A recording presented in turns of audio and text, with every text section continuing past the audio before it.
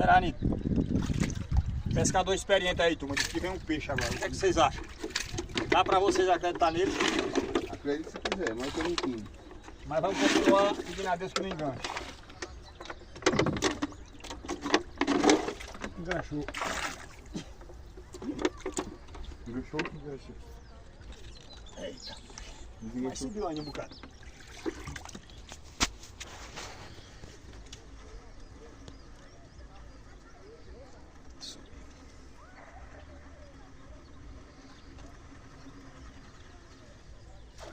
Não veio nada não, você disse assim de um peixe? Mas eu disse assim, não vindo. Olha a conversa do dele.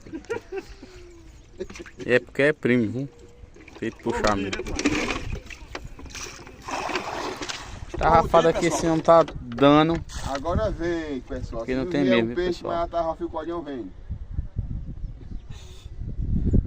Quem Eu tô não... achando, pessoal, que eu tô com um torcedor aqui torcendo que eu enganche minha tarrafa.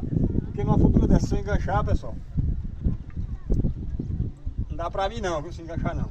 Aí enganchar não. Eu quero pegar o peixe grande, tô me arriscando.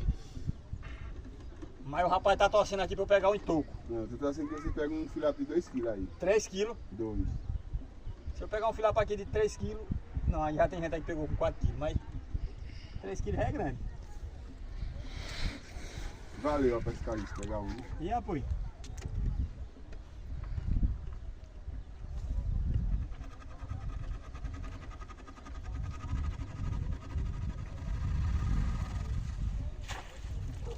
Mas não tá pra peixe hoje não, turma, valeu?